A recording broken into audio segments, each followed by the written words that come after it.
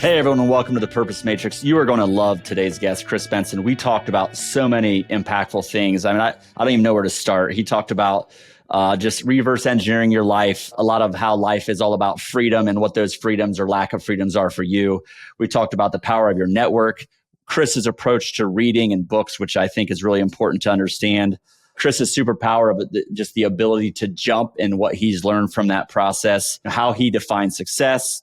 We talk about some metrics on the percentage of time we spend working and how many people are unhappy with their work, which is really profound. And then what Kris and his partners are doing with their company and the amount of time they spent upfront of defining who they want to be as a company, the impact they want to have, and why just businesses in general are vehicles for good. So much value out of this one. They're building a culture manifesto in their company. So much to take away, whether you're a real estate investor, business owner, entrepreneur, or striving to be any of those. You're going to get a lot of value out of this. Check it out. Hello and welcome to the Purpose Matrix. I'm really excited for this week's guest, Kris Benson. Kris, how are you doing today? I'm doing fantastic, Phil. How are you, sir? I am doing great. Thanks so much for coming on. Kris and I have known each other for a couple of years, and he's doing some really exciting things right now. I actually have like 3 bullet points of notes from our pre-call, so we're going to get into some really fun stuff today. But before we do, so Kris, partner and responsible for investor relations at Blueline Ventures, a private equity firm that's doing great things and has a great mission and just story behind it, which we're going to get into. But before we do, so Kris resides in Atlanta, his wife Jen, and they have 2 boys. And just a great guy. I've gotten to know him, and he's doing, as I said, doing some really exciting things now. But before we get into that, Kris, tell me a little bit about your backstory, kind of how this all evolved and came about. How do you arrive at Blueline? Yeah, happy to. How far back you want to go, Phil? Childhood or?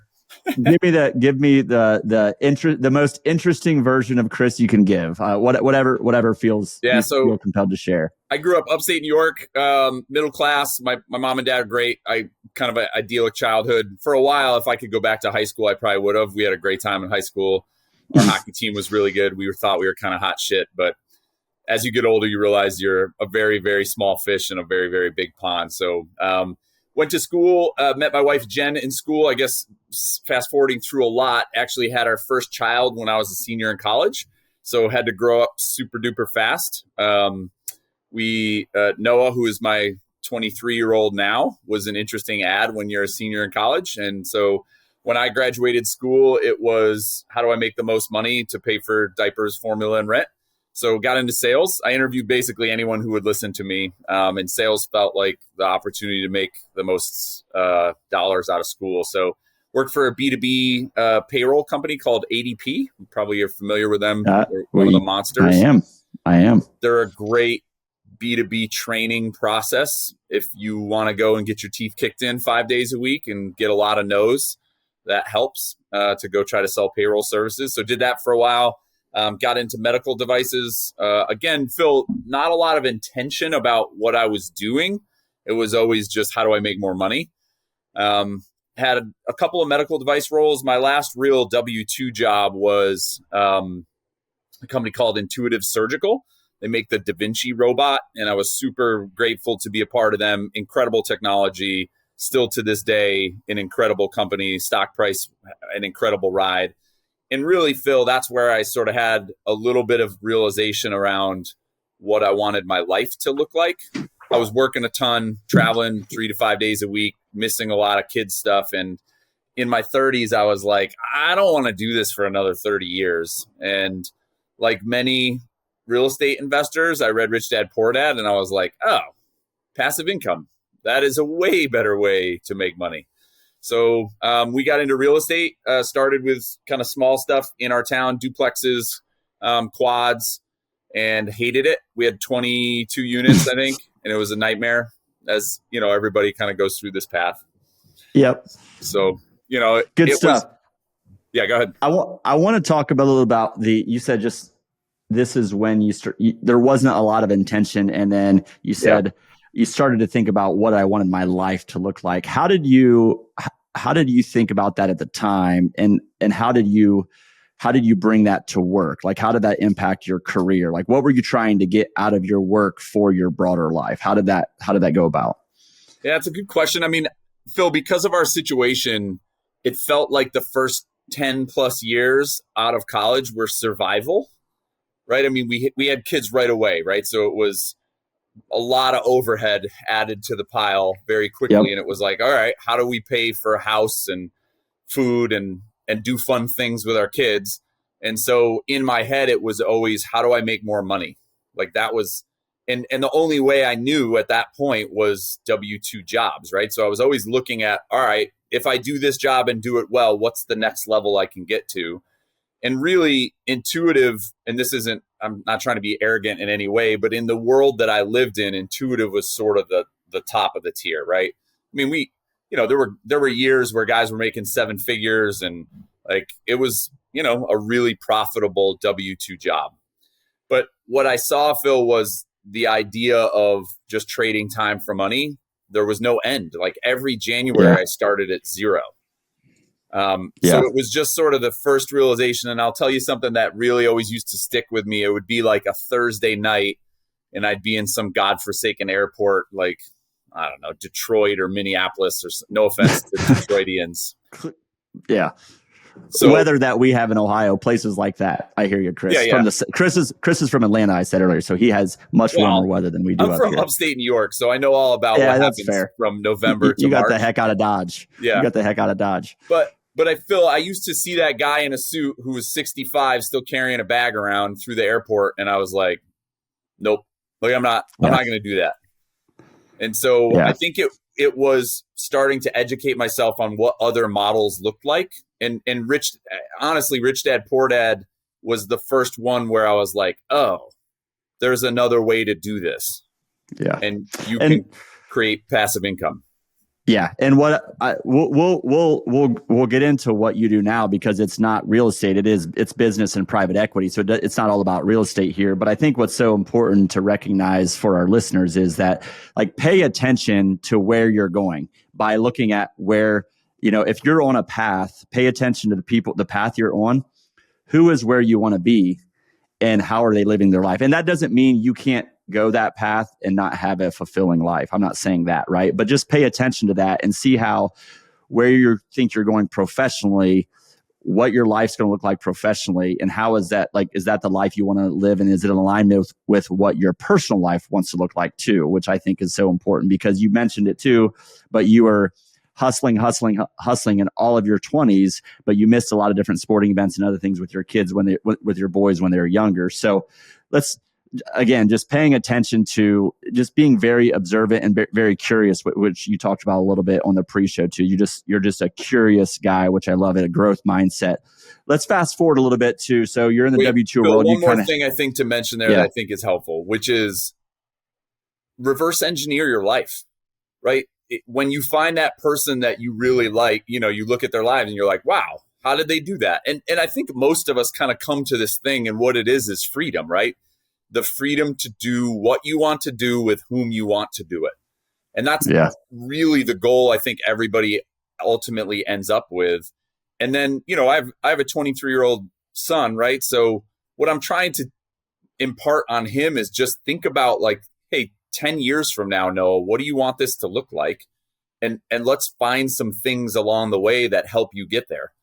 And I think so many people kind of go through life with it's just another day. It's another day. Well, 5-year you and 10-year you are going to happen. God willing. Yeah. So put some plans in place that get you somewhere in 10 years. Like, hey, what do I want to be? How do I want to look? And there's different seasons of life too. When your kids are young, it's hard. As they start to get older, you have a little bit more free time to think about these things. So that's all I would say is I'm super grateful how my life has turned out and the path I've been on, but I wish the intentionality around, like, oh, I want it to look like this. And here would be my last point, and I'll shut up. But I think you have to see it to be it. So, like, you need to be around people who are doing other things that you can be like, oh. And Phil, we know each other through a mastermind group called GoBundance. That's what GoBundance has done for me, right? Is just open my eyes to people have built their lives a different way. Yeah. And I love that. And if you can do it, Phil, I can do it, right? Like if I see you doing it, it's like, oh, I can do that. Yeah, yeah.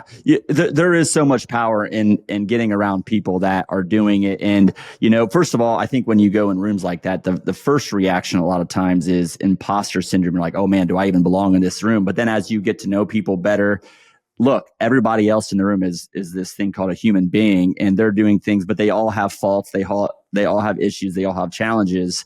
And you start to see that, oh, this person's not perfect and he figured it out. Or, this person's not perfect in this area and he figured it out.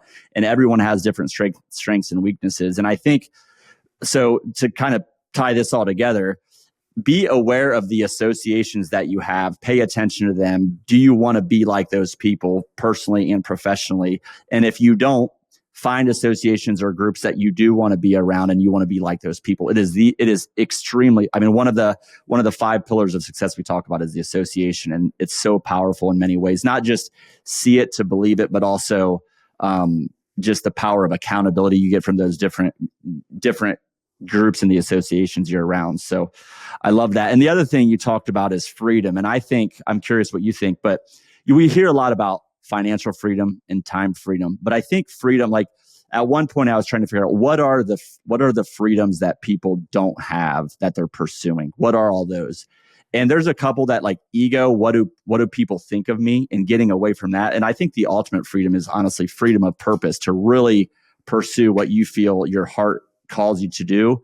But what's holding you back from that is different for everybody. I don't think there's a designated set of freedoms. It might be money. Like it was probably money for a lot of people early, but then there's other things that are holding us all back still from just really pursuing what we're called to pursue, in my opinion. So what do you think? How do you think about, I guess, like what are all the different layers or levels of freedom? How do you think about that? That's a good question too. I think you're spot on with most people start with financial freedom, right? Like if you are not financially free, it limits a lot of the other choices that you make, right? And financially free can mean anything. To me, it just means basically you have income that you produce an income regardless of if you're working that exceeds your expenses, whether that your expenses are $100 a month or $1 million a month. So being rich to me, if you make $200 in income and it costs you $100 to live, you're financially free. Like, yep. I'm good. So I think that's the piece that sort of opens the doors to other things for a lot of people. But Phil, as I'm 45 right now. When I turned 40, it was like a halfway moment, right? It was like, all right, rough and tough. If I'm lucky, I'll live to 80 and be in good health. And so what do I want to do with the back half of my life? And to me, I thought about it as, well, I want to be able to choose who I'm doing what with. And, like that's the big thing, is meaningful work, meaningful relationships to me is the part that matters. And hopefully I create some wealth along the way. But the freedom to basically do awesome stuff with awesome people was the thing for me. It was, I just want to have that filter. And if I'm not doing those things, I got to go in a different path, and I may not be able to turn it around overnight. But, the intentionality is, let's fix that so that I am doing awesome stuff with awesome people. So, and one of those, I love that. And I think freedom of relationships and what you do, again, this can be personally and professionally, all areas of life, whether that's travel, adventure, health, professionally. So I'm going to talk about professionally because you are doing that. And we got it, like you're giving me chills in some of the stuff you're doing and talking about with Blueline. So I want to fast forward to Blueline, and I want to talk about the approach you took to forming the partnership and the culture you want to build. I want to talk a little bit about that more because it's really profound. So why don't you tell us more about that? Yeah. So my background previous to Blueline was in private equity real estate. We built a rather large self-storage platform. I was a piece of the puzzle. And it was a great experience, learned a ton. I resigned at the end of 23, and really it was my partner and I were just headed in different directions, right? We wanted different things. And I think, Phil, in my life, I've been pretty good about saying when it doesn't work the way I want, to be like, all right, that's okay. Like, I'm going to move on and I'll find something else. And I had no plan to what we were going to do. We have a mutual friend, Joe Wexler, who created this entity called Blueline Ventures. And what they were doing is buying small businesses. And so when I resigned from Reliant, he called me and was like, hey, you got to come take a look at this. And I was like, all right, so we did, and spent a bunch of time together. And it's a fascinating space. And I'm happy to get into the business part of this, of buying operating businesses and trying to help them grow. But more importantly, the lens that I left Reliant with was, I'm just going to do awesome stuff with awesome people. That's it. So fortunately, I had the financial freedom to do that. And so we spent a lot of time. It started out as 3 guys. So it's Joe, his partner, Bo McMahon, and Mike Bernhardt, and me. So I was the 4th guy. And so I just spent a lot of time with them first. Phil, I think it's really important to, if you're talking about a partnership, to understand who the people really are. And in my opinion, the best way to do that is go stay at their house. So I spent a couple of weekends living with their families, and then you figure out who they are. It's really hard to be fake around your kids. Yeah. Yes. Like sleeping in someone's guest room and you're up there for breakfast in the morning. You get a pretty good sense of the people and who they are and what they do. So, yeah, I just hung around. And so the biggest piece for Blueline Ventures was, who do we want to be? And somewhere along the way, there's a 5th guy named P.E.A.C.E, who is a really successful private equity-backed GI doc. They rolled up a ton of docs. And he was kind of out in the world looking to buy his own medical practices. And we said, hey, P.E.A.C.E, we're going to do this together. Come with us. And so before we did anything, the 5 of us sat in a room for 3 days and basically built what we call a culture manifesto. But essentially, it's the guidelines of how we want to show up and what we want Blueline to be for all of our stakeholders. For us, the portfolio company employees, our investors, the vendors we work with. And it was really us taking the time to clearly define what those things were. And the theme of the whole thing was, we just all want to do awesome stuff with awesome people. And Phil, you talked about it as we were starting, is there's a big difference between organizational health and business health. And what we want to focus on is the people and the organizational health piece first. How do we build successful cultures in our own entity and the companies we're buying? Because when people think you care about them and they believe they're a part of something, they're going to run through walls for you. Yeah. And I think we too often fall into the metrics we all talk about all the time, right? Revenue and expenses and EBITDA and, discounted cash flow rates and net cash flow, all that stuff, that all matters, but there's people behind all of that. And so if you can build a culture where they care about what they're doing every day, the other stuff's going to take care of itself. So we built a culture manifesto. I'm happy to give it to you so you can link it in the show notes, but it's been a really good guiding light for us to say, how does this match with who we want to be? Yeah, I love it. And so I just did a solo episode where I talked about the importance of, as a person and in business, defining who you are, who you want to be. And like you've said a couple times, awesome, just do awesome things with awesome people. Did you guys how did you approach that? Was that a core values what are our core values, or what was the technique you used to help define, or was it just write it out, obviously live with them, which is pretty intense, Kris, if I must say, but I love it. It's great because you are truly if someone really wants to get to know me, it's not always good. When it's chaos with 5 kids, you're really going to get to know me. And unfortunately it's definitely not always positive. So, but how did you you use core values or Phil? That's how you find out who people really are, right? We just interviewed a COO. The last interview was with his wife. We flew to Toledo, Ohio to meet his wife because it's gonna matter. Yeah. And we're gonna pay this guy $250,000 plus a year to $500,000 a year to run one of our companies, and you don't think I'm gonna meet your spouse? Right. Of course, so I just think people brush off the humanistic side of what we have. Yeah. But back to your question, where awesome stuff with awesome people came from. It just hit me in the shower. I wish I had a better story, Phil. When I left Reliant, and in my head, what it started is awesome shit with awesome people, but we toned it down so that we could make it more corporate. We're a clean show, Kris. Keep it clean. Sorry. You can beep that. Whoever's editing. You're good. You're good. Nope. I'm not going to edit it. So when I came to Blueline with Joe and trying to figure out, hey, is this something I'm interested in? That's the lens I came with. And I said, look, I want to do awesome stuff with awesome people. That's going to be the lens I look at everything. And so everybody just kind of bought into, we do too. It was a good way of saying something I think that we had all felt, but maybe had not put words to. Yeah, I love that. And the other thing that you said, and I'm going to reverse engineer what you said a little bit, but you said organizational health feeds business health.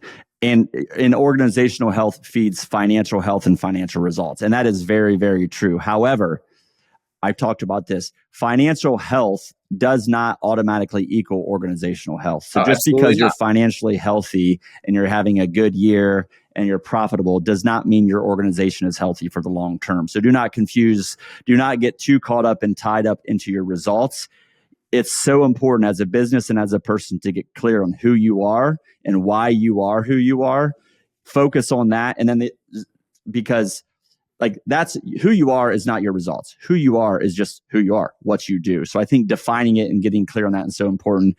And then the other thing, when you put people first, and John Maxwell talks about a lot. I love John, but people don't care how much you know until they know how much you care. So you can sit here all day long and you can talk about tactics and strategies and all those things. And if people don't think you care about them at all, you can talk about that stuff and they're not going to go get it done, right? They're not going to be bought into it. So I think just understanding, for business leaders or for somebody that's wanting to start a business or just, maybe you're hustling, maybe you're starting real estate, maybe you want to buy a company and get it going, which we can talk about that more too here with Kris. But no matter what, just putting people first over the results, I think you're going to win with that no matter what. And even if it's financially not successful, that's just the right thing to do. Phil, think about these two things. This blew my mind. Rough and tough, 30% of your waking hours as a human being, if you live to 80 years old, are spent at work. Rough and tough. 80% of people believe that their companies don't care about them and are dissatisfied with their job. So that means 80% of the humans on this planet are spending 30% of their lives miserable. And that's terrifying.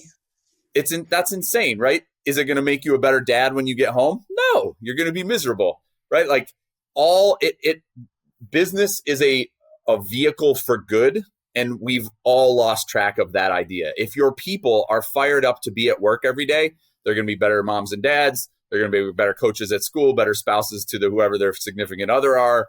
And for us, I think that's our responsibility at Blueline. Yes, we have to make money. Totally understand. But if people are pumped to be at your place of business, it's going to work. And I'm going to give you just an example just because it just happened yesterday.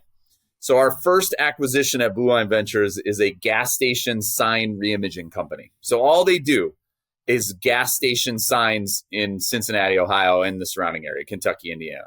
It's a fascinating business that we didn't even know existed. No one knows it exists. Right. But there are two guys there. One guy's been there 26 years. The other guy's been there 8 years. The 26-year guy has worked there since high school. He was best friends with the seller's son, has stuck it out. He's our VP of field operations. He knows everything. And Mitchell is our office team lead. Well, neither of these guys have ever had any sort of development in their lives, or corporate development. Like you and I have probably gone through some things. I worked at a bunch of big corporations, so I saw stuff. They didn't. Right. We sent them to an EOS Great Bosses workshop yesterday in Cleveland. So we have an EOS implementer. His name's Gene Roberts. He's a stud. And we sent them to a Great Bosses workshop. So I talked to them last night when they left. So this is, 8 or 9 hours of outside the business, working on the business, not in it. And Phil, speaking my language. It was like we had taken blinders off their eyes. Right? Like they were like, Kris, 10 out of 10. I didn't understand that we could do these things. And they're like, when it's said out loud, it's very logical, but I've been doing it this way for 10 years. So, back to your piece, when do people care? Like we spent money, took them out of the field for 2 days to go do this because we care about, hey, yes, we want the business to grow, but we want you guys to develop as leaders too. So I think those are the things where I know today they're super fired up to be back at work. They're going to implement some of the things that they talked about, and ultimately that'll turn into better business outcomes for us. And they have the knowledge that, as you said, business, like they're learning from you guys, like, hey, we have this business because it's a vehicle for good, and we're gonna have an impact on you as human beings, as business leaders, and then it's going to carry over in your personal life, and you're going to have an impact on the other employees in the organization too. This is going to be a ripple effect for the whole organization. And I love like for business leaders especially, or anyone that hasn't been exposed to training or their team hasn't been exposed to training. I think of like the book Rich Dad Poor Dad. When you read it, it's completely different financial advice than you've ever heard before, but it just clicks. It just makes sense. And what you just talked about is they've never had exposure to like to EOS or business or leadership training. But when they see it, like, of course, this makes so much sense, but people don't know what they don't know. So give them grace, but at the same time, get this stuff in front of them, because businesses can be such vehicles for good. The other thing I just want to rant on a little bit is 80% of our listeners perhaps are dissatisfied, and you're going to spend 30% of your life doing doing what you're doing. And this is like, I'm a little bit bold with saying take risks, and maybe I've said it and maybe people have, lost money because of it. Who knows what has happened? But at the same time, like, you can't go to 60, 65 set and you can't not find out. You got to go find out. You got to go try. If you love what you do, go all in and use your business or your career as a force for good. But if you don't, and you're like, oh, I got 20 years left, I can grind it out, or I got 30 years left, that can't be the answer. You gotta go after it. You get one life, you gotta go live it. So rant over, short, but I love this stuff. You assume you have 20 years left. You're the same age as me. Tomorrow we could be struck down with, knock on wood, some terrible disease, and that's it. That's our time. Right. Like, people have this thing in their head. It's like, well, I'll be fine because I have tomorrow. Maybe you have tomorrow. Right. None of us are guaranteed any of this. And think about, and then the other thing I ran on a little bit, but is think about the example you're setting for the people around you, your peers, your friends, your kids. Sure. If they see you and you're complaining about your job or you're frustrated all the time, like, you got to be an example to your kids. To ultimately, they're going to have to figure it out. And Kris, you're a little bit more advanced in years than I am. You're like version 4.5. I'm only 4.2.5. But anyway, you look better than me. You have way more hair. So if you're watching on YouTube, you can see Kris does not look 45. But it's just so important. Like, we all have to figure this out, but we got to go after it, in my opinion. So I'll stop there. I want to talk more about, if you don't have anything to add to that, the element, like, what are the key elements of this culture manifesto? Because I just to add on, Kris and the partners spent a ton of time together, defining what they want this business to look like. Why are they doing it? He won't say this, but this group of guys, they don't need this financially. They're doing this because it's a vehicle for good. Like, they will profit from it, but they wanted to make sure, like, we are really aligned with what we want to do here. So they spent hours and hours and hours building out what this partnership looks like, and then this culture manifesto. And I think I just want to express, I want you to talk about that process a little bit more and the main elements of it, because I think so many businesses have not done the most important work. And so many business leaders have not said, this is the vision for the business. This is who we are and what our culture is going to be. We get pulled into the business. It's so easy to get pulled in. We don't step back and do it. So tell me more about the manifesto and like the major elements of it. Yeah. I mean, look, I think it's just, think of it as like a compass of why we exist and what we're trying to do. We had like 5 guiding questions that we put in the culture manifesto that sort of informed the rest of it, which was, why do we exist? How do we behave? How will we succeed? What do we have to do right now? And who must do what? And I think, Phil, if you plug that into any of your businesses or what you do, that's going to answer an awful lot of questions. And, those were the things that we dug into. And those are questions from, have you read any of Patrick Lencioni's stuff? What are some of his books? I don't think so. I knew that was going to be a follow-up. I don't remember. But those are his 5 guiding questions. So we were like, all right, well, if those are the 5 guiding questions for the business, let's figure out what we think about those. And so we just went through step by step, right? And, like, how do we behave? We went through a bunch of things that we think define us. So integrity and candor. We want to be naturally curious. We want to make data-driven decisions. These are not rocket science things, but it's just putting it down on paper and aligning on it so that it's a lens at which you look at all of your questions through, right? Like, does this align? And when we're buying portfolio companies, Phil, like this is part of the story, right? Yeah. This is part of here's who we are.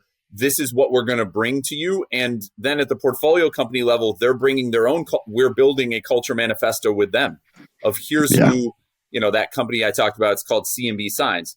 C&B Signs in January put together their own culture manifesto. It's tacked up all over the office now, right? It's how we're, from an EOS standpoint, it's how our hiring, firing, and promoting is based on the pillars in their culture manifesto.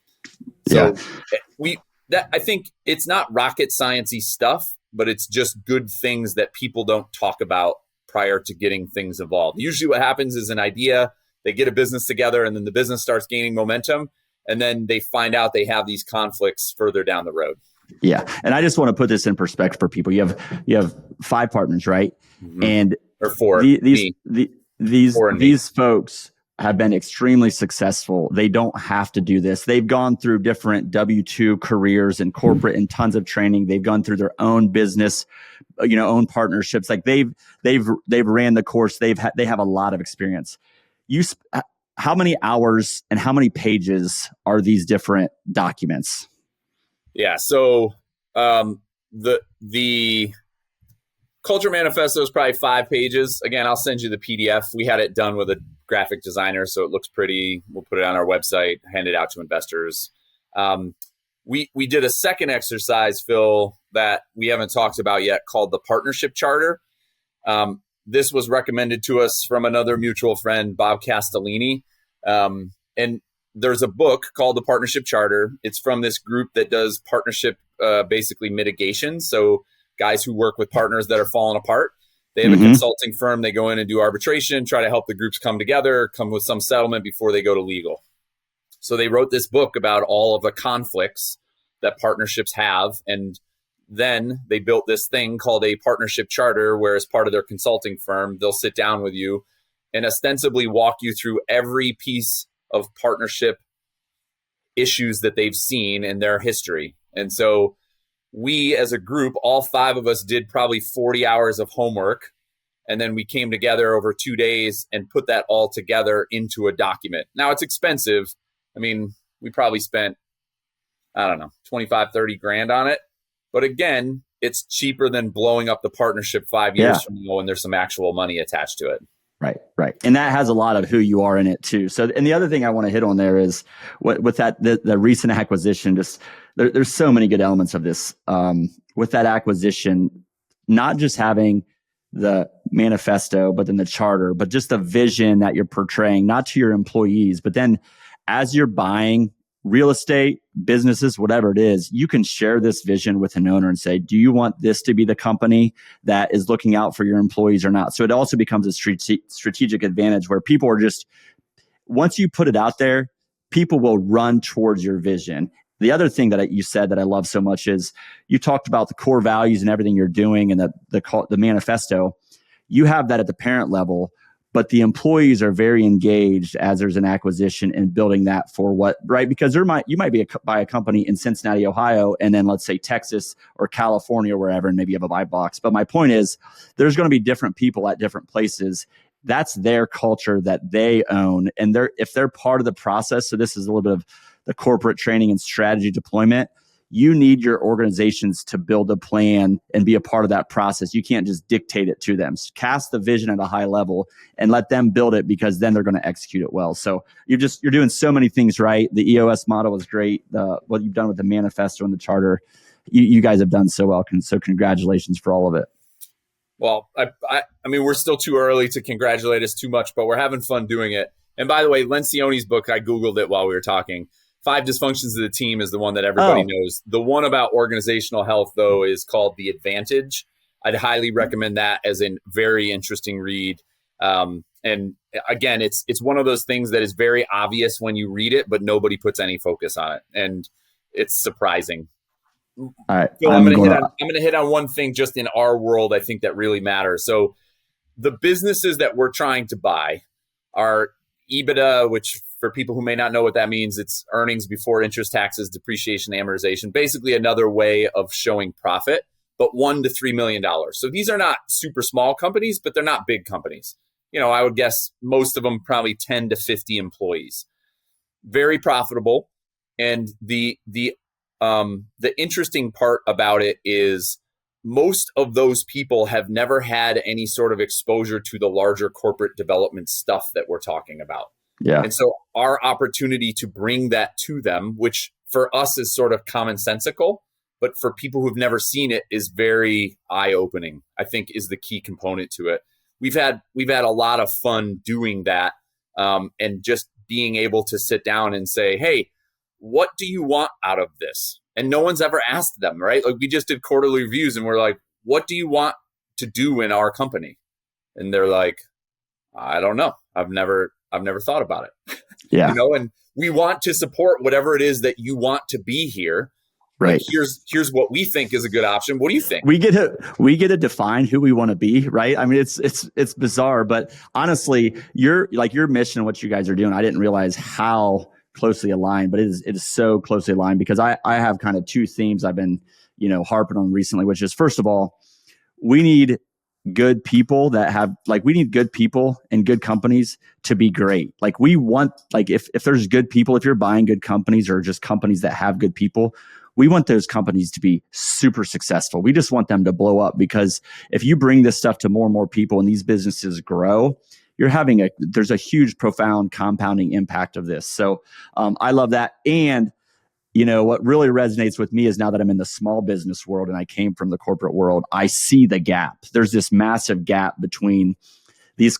By the way, there's plenty of negatives or challenges with the corporate world and bureaucracy and the red tape and all kinds of things, right? But at the same time, there's a lot of good things that are being done. And if you're in that environment, so much. That's the other thing. Corporate people that are in the corporate world, you are so well trained that if you're thinking about small business, you can be really, really successful at it, in my opinion, because you have a leg up on so many other people that don't have the exposure to financial training, business training, leadership training, strategy deployment, whatever it might be. So you're hitting a chord with me, Kris. I love it. Cool. Well, I guess my job is done here, Phil. Not yet. I want to ask you some closing questions. This is really good.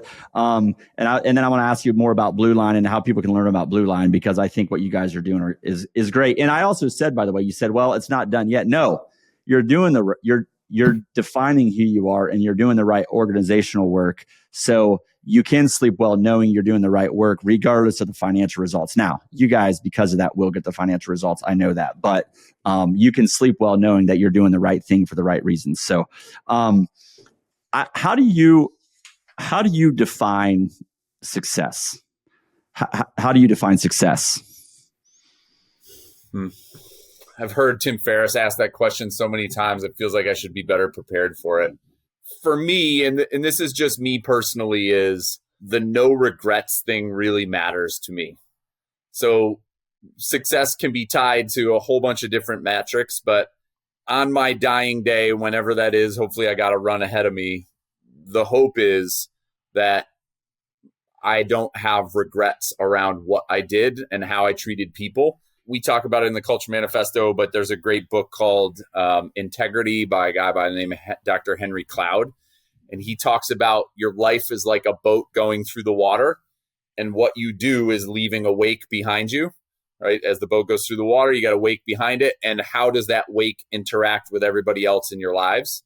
And so success to me is everybody who's came into contact with my wake felt like it made them better, or it was a good experience. And that can be on the business side, family, friends, et cetera. But, I hope that when people look back and say, what was Kris's wake? It was a positive. And if I can end my life with that, then that's probably been a successful life from my standpoint. I love it, man. That's awesome. I love the analogy. By the way, coming from a wake, you're making some big wake with that wake boat. I know you're a wake surfer, Kris. So you got a big wake. So, and I think you honestly, it's actually a pretty interesting analogy because I think you're leaving a big wake too. So keep it up. If you step back and reflect in what you've done, past careers, what you're doing now, step back and reflect. How does what you do? How does it make you feel? The first word that comes to mind is proud. I think what I'm most proud of, Phil, is the ability that I've had to jump. Like, I left a job that I was making a boatload of money at to go jump into real estate full time, right? And almost everyone was like, what are you doing? There were some guys who are probably more entrepreneurial, but I think part of my advantage has been I've been willing to make jumps and take those risks you've talked about before I knew what the outcome was going to be. And as I've gotten older and done it more times, it's less scary, right? Because I just realized like, oh, you'll figure it out. And you talked about it earlier, right? Like, I think when we are young, we have these visions of successful people where they're like magical in some way. And Phil, my first job I told you was selling payroll. So I met a whole bunch of business owners. And in my head, all of these guys and gals must have been really, really smart to be a business owner. And I still remember I met a guy, he was a roofer, was very successful, sold him payroll in his living room, beautiful house. And what I left his house thinking was, you're in charge of this thing? Like, you're the guy that's running this?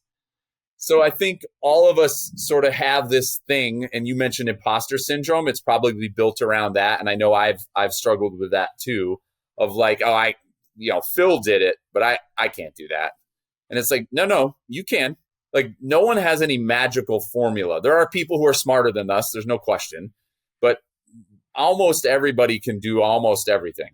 And I think my success to date has been predicated on the ability to just say, well, I don't really know how that's going to work out, but I'm pretty sure I'm on the right track. I'll figure it out. And to date, it's worked pretty well. Talk to me in 3 years. We'll see where Blueline is, but I'm optimistic. I think it'll be great. And I think I love that, the ability to jump. So if there's like a resource, book, podcast, any like one thing you would say, man, this had a really big impact on me and I just want to share it, what would that be?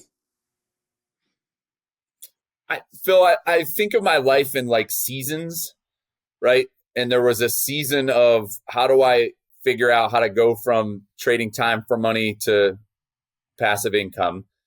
Rich Dad, Poor Dad, right? I hate to harp on that because everybody's heard that, but man, that was a life changer for me. The season of real estate to M&A acquisitions, there's a great book called Buy Then Build. Walker Diebel is sort of the Robert Kiyosaki of the acquisition world. He was like the first guy to build a brand around this thing called entrepreneurship through acquisition.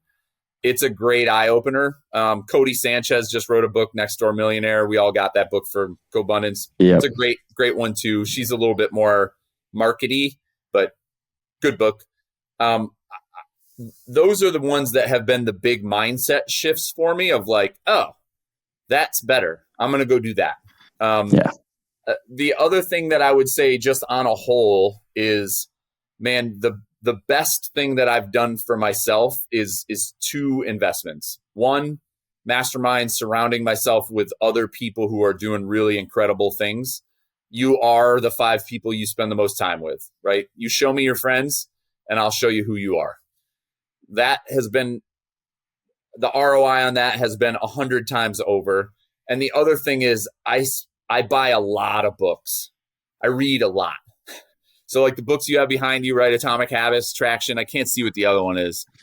I made 4 Disciplines of Execution. So I just did a podcast on strategy deployment. So like I was pulling out some of those, and those are like, the whole message was you can apply strategy deployment concepts and systems and processes to personal life and business life. But by the way, if you see a book that might be interesting, Kris mentioned 4 of them, just buy every one of them, guys. They're $20.